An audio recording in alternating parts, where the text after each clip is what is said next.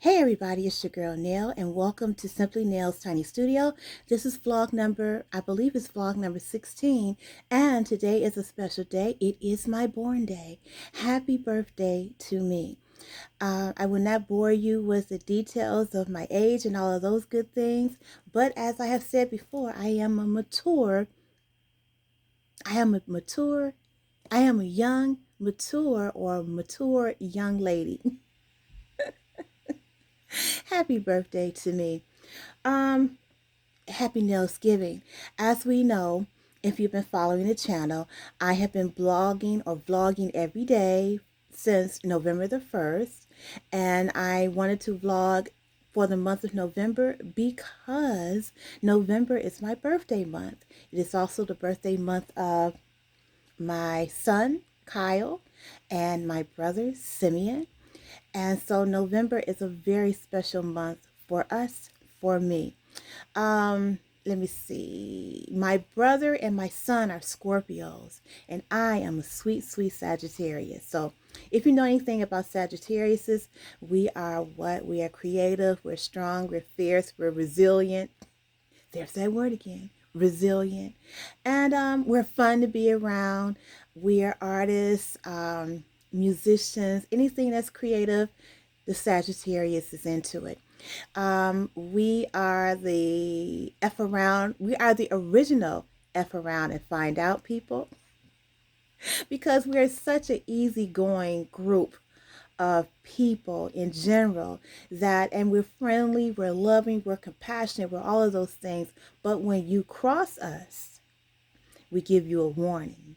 But when you abuse that warning, then we got to go off. We have to tee off on you. Sagittariuses are known for being fierce.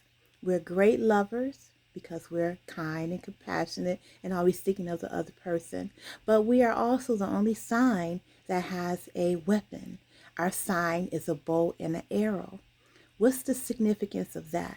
Well, as I said before, we believe in justice. We are loving, but we're fierce. We're warriors. And we don't take a lot of BS.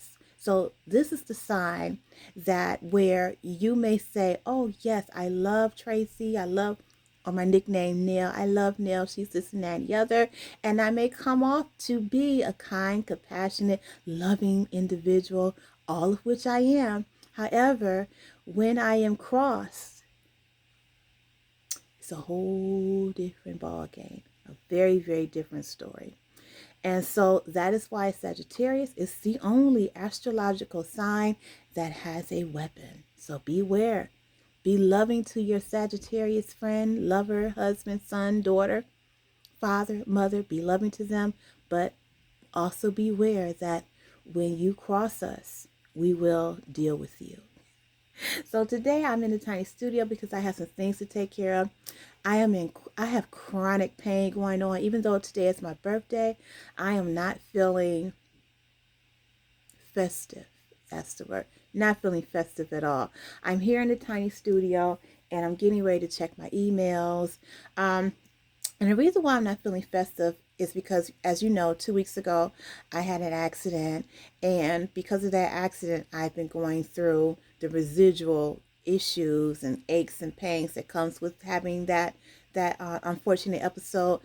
However, along with that, compound that with the fact that those aches and pains from the accident has triggered some other chronic pain that I deal with, such as my sciatica. I had back surgery about 6 years ago, and I already know that I have discs that are, out of place and slowly deteriorating, which will mean I'll have to have another surgery in the very near future. However, the pain from the accident compounded with the chronic pain that I already have has made this day a very stressful one. I haven't been sleeping. If you notice some of my videos, I have bags under my eyes, bags with luggage, because I haven't been sleeping. Chronic pain is a bitch. Okay, I'm gonna tell you that. So, but that does not mean that the show does not go on. The show continues. So I have some things that I have to take care of. Like I have to go into my emails. I have my laptop out. As you see, actually, this is my husband's laptop, and I'm planning on getting another laptop, getting my own laptop, probably sometime next month. That'd be my birthday gift to me, birthday present to myself. Um, I've been really researching what type of laptop I want to get because usually, getting into buying laptops is a very, very serious thing. Um, it's something that you should not go into lightly. So usually my laptops last me about 10 years, which is great. My last laptop, which was a HP Pavilion, great laptop.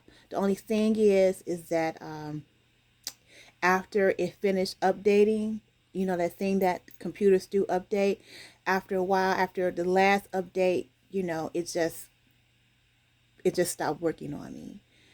It would turn on and then cut off, turn on and cut off.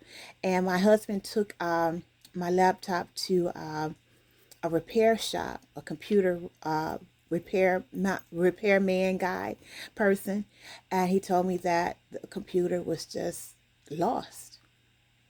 It's just that was just it. I need to invest in another computer. So that happened maybe about 2 years ago, and yeah, about 2 years ago, and I had not decided or made the decision to apply to grad school. But at that time, however, when I made the decision to do so, my husband told me that I could use his laptop to, um, do the things I needed to do, and uh, along with that, being a writer, being a journalist, he allowed me to, use his laptop to take care of the things that I do business wise as a journalist. And I really, really appreciate that. If you're watching, I really love you, Jean. Thank you so much. Um, However, I don't have he doesn't mind me using his laptop because he has two. And he has one that he uses for work plus our office where we have a PC there. However, I like to have my own laptop because, as I said, I'm a journalist, I'm a writer, and I do a lot of things. I have a lot of manuscripts and things I like to keep on my own laptop. And right now, that's all on a flash drive, so I'm going to have to upload all of that. And when I use my husband's laptop, I really don't upload a lot of things to his laptop because this is his personal laptop. But I know it's time for me to get started and get my own, especially with all these papers that I'm doing in grad school. So it's time, and I've been doing a lot of research. And as I said before, it takes you have to do a lot of research when it comes to selecting a good laptop because I plan to have it for at least 10 years. And there are so many laptops right here on the market. And I am an Android user, so I am looking towards maybe a Samsung laptop. And I saw at one point I wanted to get a MacBook, but I don't use a Mac phone or Apple phone or anything like that. So I don't have any Apple products. I don't use any Apple products. My daughter does, but I don't use any. So for my ecosystem, it's a Samsung ecosystem. So I'm looking at getting a Samsung laptop. And then when you get into and when you really start getting into the laptops, for me, I want a laptop that's light, but I don't want it to be, I want it to be light. I want it to be about 15 to 16 inches in, what is this, width. I need a really nice screen. I need a really large screen, I should say.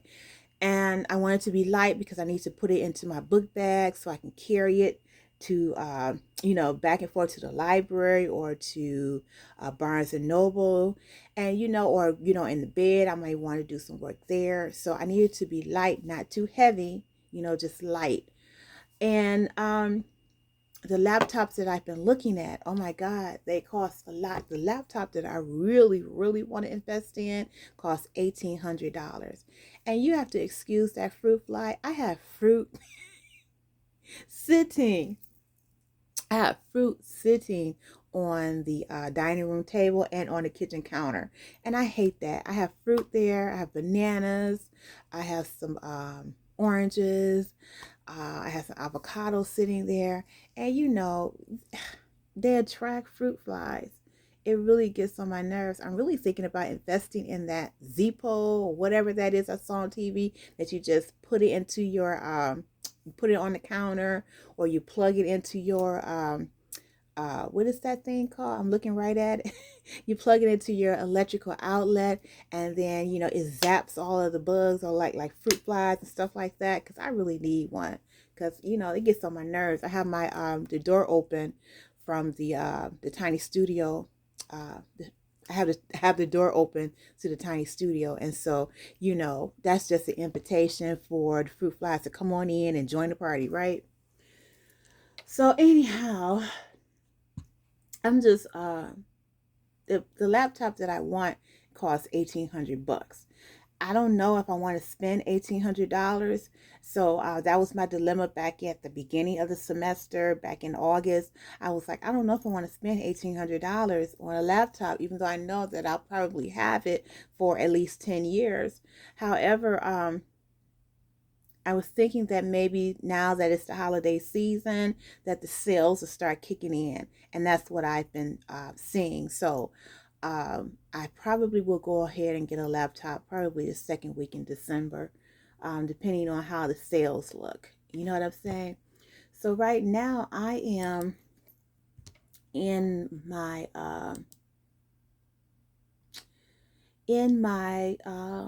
school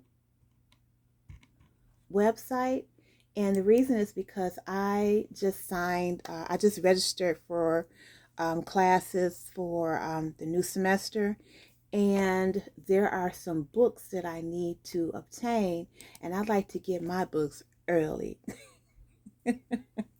I don't like to wait around to get the books. I like to get my books early, and if possible, I like to get a digital version of the book, and I also like to purchase the actual print version. So that's going to cost me a grip.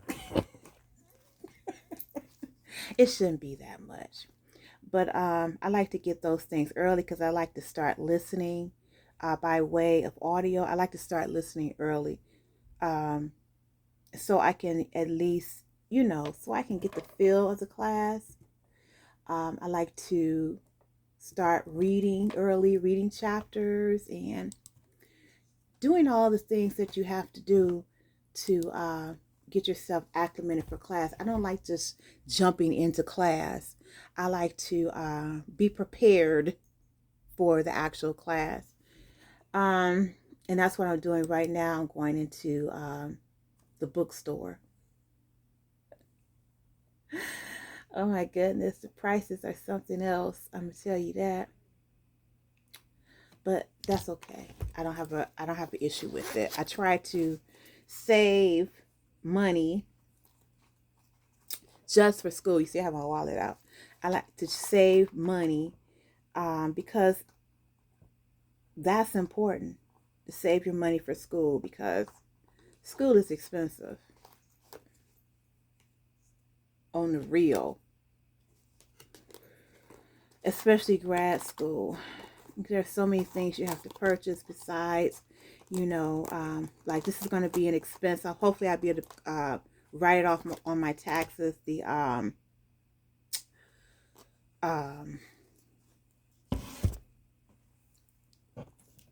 expenses, the laptop. I hope and I know I will. I'll get a chance to write that off on my taxes, because I'm trying to tell you, it's a lot. My mom used to say that to me, that get your education while it's free, because everything outside of that is going to cost you. And she was correct. My undergrad, um, the total amount of my undergrad studies, which half of that was, the bulk of that was paid by Pell Grants, because I went to a community college, Wayne County Community College District in the city of Detroit. So I was able to go to school to get my associate's degree and with the Pell Grant. And that was wonderful to be able to do that. So that was one part of my undergrad studies. So thank you to the United States government for allowing us to have a situation, where we can have our education subsidized, which I really appreciate. And I know a lot of people say, um, hey, you know, um, well, I'm going to veer off into politics again, right? A lot of people don't understand um, why Pell Grants are important. And when people voted for 45, soon to be 47, what they have done is they have jeopardized um, Pell Grants for deserving and low income um, qualifiers. They have basically placed themselves in a position where they have denied these people an education. See, in this country now, higher education is not just a collegiate type of thing. Higher education is a corporation. It is a Fortune 500 thing. It's a Wall Street magnet. Higher education has now become, a high ticket, item. It's very pricey, and it's basically ran by corporations. It's a corporation unto itself, first of all, but a lot of other companies, million or billion-dollar companies, they invest into universities. And that's what has driven the cost of getting a university education to be so high. And because getting a higher education has become a moneymaker. So Pell Grants are most definitely necessary for students who are not um, able to pay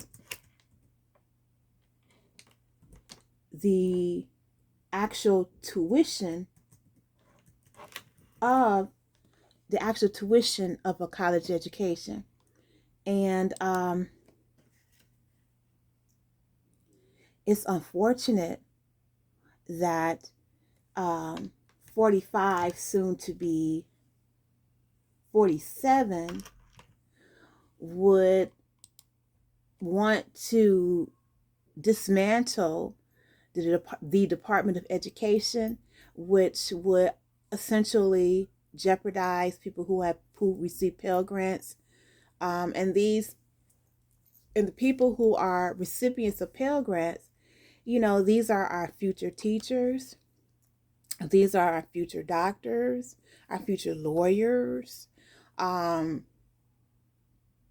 all of the things that require a college education. That's what a Pell Grant does. It allows people to receive a college education and to step into those fields. Nurses as well. Um, any any um, any career that needs, where you need a degree in a college degree, um, a Pell Grant is the jumping stone. Is what will help a college student begin to take the steps to accomplish that goal. So when you take away the Pell Grant, you're taking away hope for people who are impoverished and who want to have more, and be able to live a different type of life, what happens is that it's taken away from them if they're not, if the Pell Grant is not,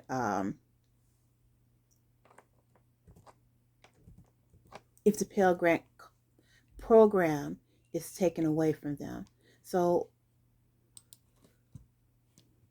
it's sad that this is happening, but as I said before, I appreciate the fact that I received my Pell Grant, and so that part of my undergraduate um, studies was paid for.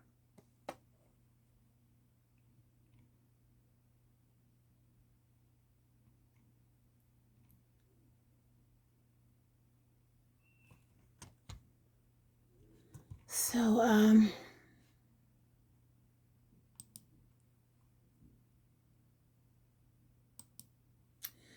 that's what I was talking about. Oh my goodness. Okay.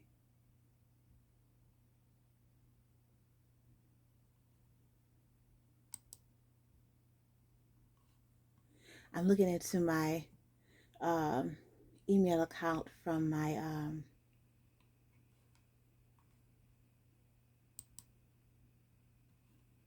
for school,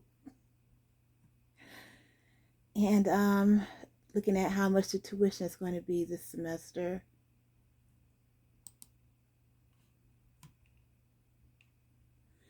It looks like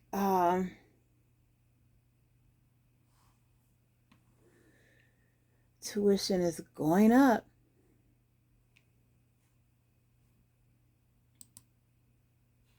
That's what it seems to me.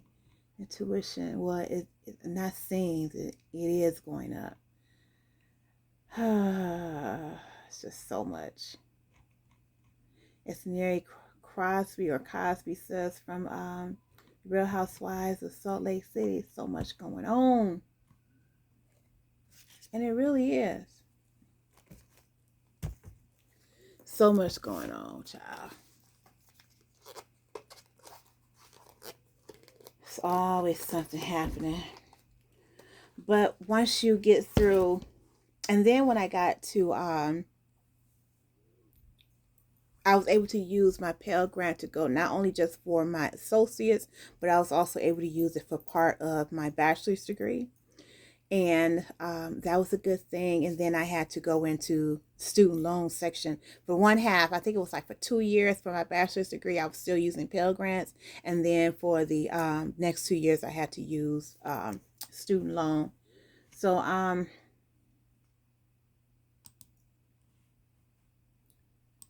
that was something.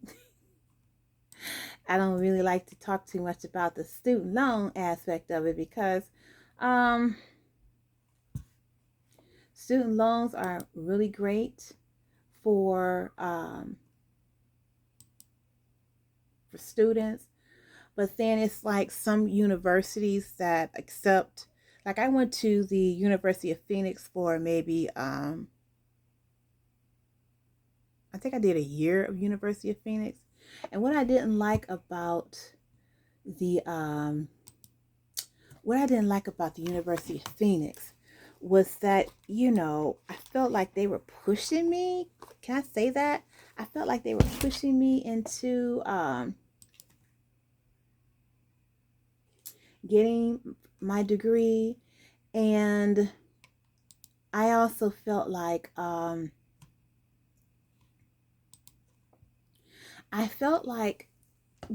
was like predatory per se, but I also felt as if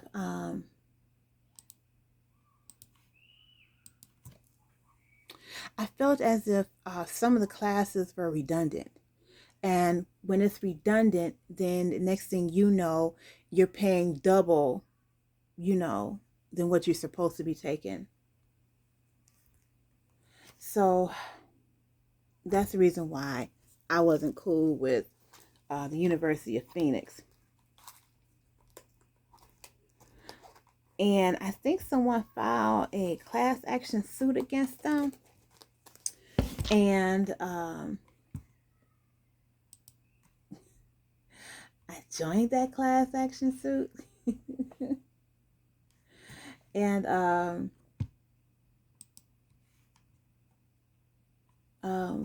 received some money back because of, they were proven by the Department of Education to have predatory practices and whatnot. So, um, you have to be careful, you have to be careful about some of these universities because, as I said before, universities are um, not just places of higher education, but also, corporate entities. And they're into making money as opposed to educating the students at a fair and reasonable price. And then, here's the funny thing about a lot of universities that I've noticed from people who having friends who work as professors at universities. Even though, sometimes universities charge an arm and a leg, have really astronomical tuition rates, the professors, really aren't getting paid what you would think that they're getting paid, or what you think they should be paid for the amount of hours and time that they spend. Um, for the amount of time and hours that they spend um, teaching, because being a teacher, that's a full-time situation for all of the hard work that teachers and professors and student assistants, student teachers, in academia, you know, you would think that they would be, their pay will be commiserate on the way that they educate and the hours that they educate and the dedication that they put forth in educating their students. But a lot of professors, student teachers, assist essays, they are not being paid what their value or regarding to their as regards to their worth. They're just not. That's the sad part about the underbelly of having a um, of being involved, or the inside look of academia. So right now I'm still inside of my university. Um, well, I just signed out of my university student portal, and a class that I'll be taking next semester is going to be about lifespan development. And so, what lifespan development is, well, what it's going to be is a class where I will be. Um, well, let me just read it to you.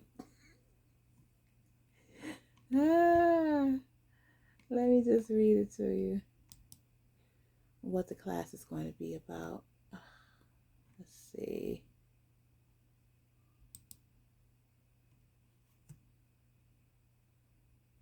Okay, this is the professor. Okay, let me see.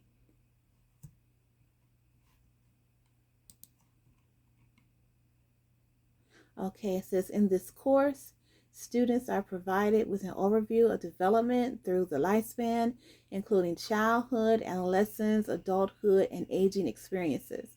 Physical, social, emotional, and cognitive issues are covered, as well as the expected developmental milestones during each of these phases of development. The latest research in attachment theory, brain research, and aging is included, and themes of diversity issues related to developmental research are highlighted throughout the course. So that is what this particular class will be all about. I just purchased the textbook, and let's see, that's about it. That's all I had to do is purchase the textbooks. So what I probably do as well is I will more than likely go to Amazon and see if there are any other books about lifespan development that I need to read. And as I go through the textbook, I will also look and see what auxiliary readings or books that they cite in their own research reference section or bibliography section. And then I'll go to Amazon and purchase a couple of those books too, so I can be, well-rounded on the subject at hand for class. So that is my plan. So let me exit out of my student portal.